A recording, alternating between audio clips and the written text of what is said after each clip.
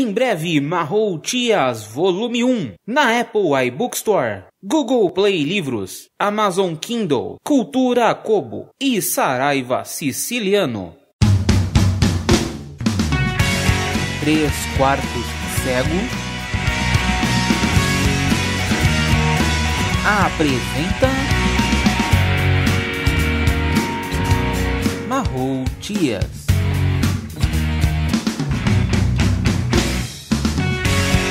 Escrito por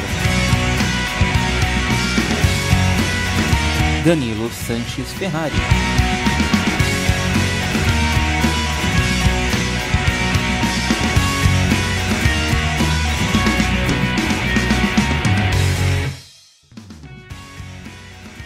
O retorno.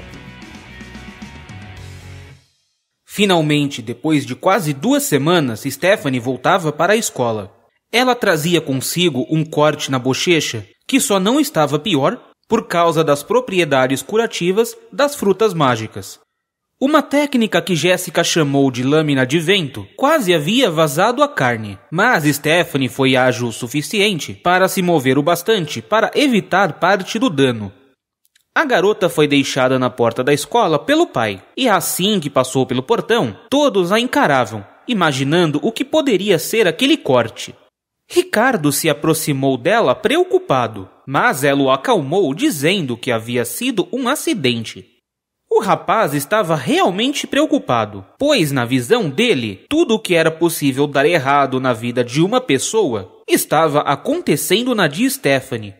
Instantes depois, Viviane passou pelo portão, chamando a atenção de todos pela expressão de sono e cansaço que ela demonstrava. Geralmente ela era vista tão animada que aquela aparência só podia significar doença ou que alguém havia morrido.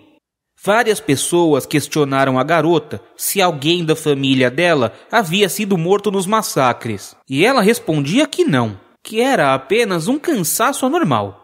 Porém, quando Stephanie e Viviane se cumprimentaram, perguntaram uma para a outra se esta estava bem, e depois saíram andando juntas até a sala de aula. Todos os estudantes ficaram realmente confusos. Eles ainda se lembravam da forma como Viviane havia quebrado o nariz de Stephanie, e como esta havia saído da escola com um sangramento bem feio. Ricardo foi cercado e fuzilado por dezenas de questões, mas tudo o que ele dizia era que as duas tinham se resolvido, o que levantou um boato de que Viviane e Stephanie estavam namorando. Viviane só ria do boato, que causava incômodo em Stephanie, pois a fazia lembrar do beijo que havia recebido da amiga.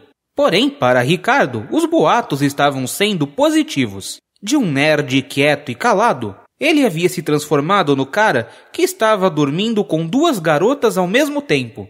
O rapaz desmentia tudo, mas cada vez que ele fazia isso, os boatos ficavam mais fortes.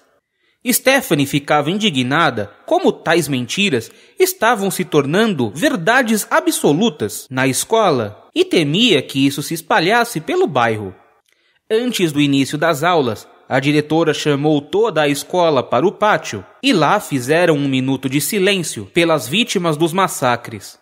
E então depois cantaram um hino nacional, que segundo a mulher servia para mostrar que todo o país estava unido. Stephanie não estava conseguindo cantar. A cada estrofe, ela lembrava da gravação obtida por Vitório e se revoltava. Viviane cantava como um robô, e Ricardo, que não sabia da verdade, mostrava entusiasmo.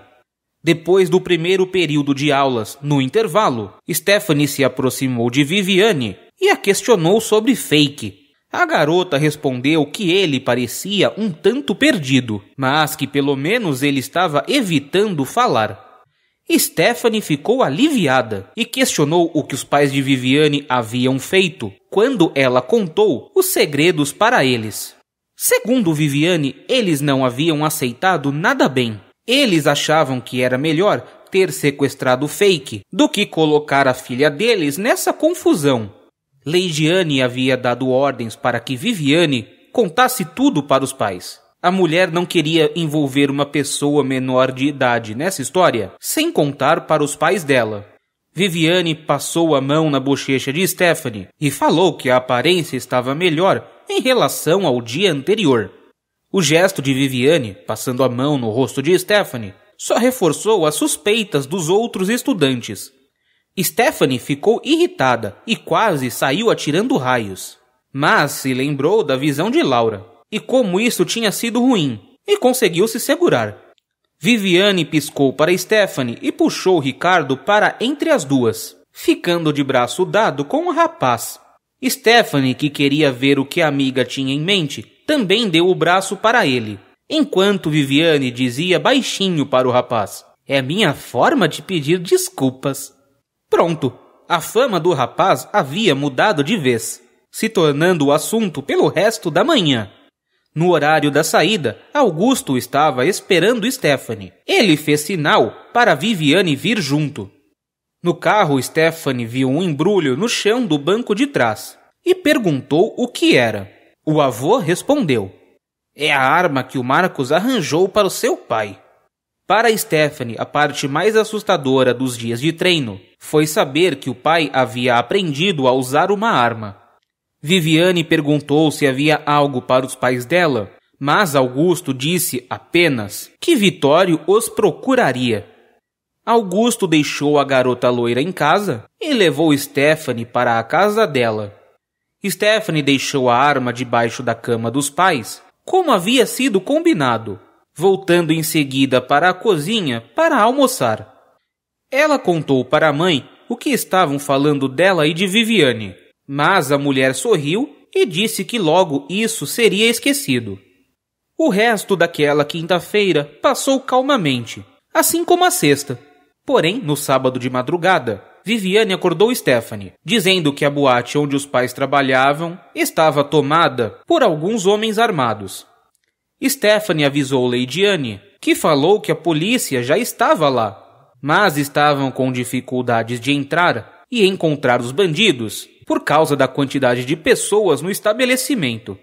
Stephanie faria dupla com Jéssica, pois Leidiane e Tatiane estavam em viagem de negócios, enquanto Stephanie era carregada por Jéssica, que voava até o local. Ela ficou pensando o que os pais de Viviane faziam em uma boate. Continua. Visite o site 3quartoscego.com. Entre em contato através do e-mail contato@3quartoscego.com.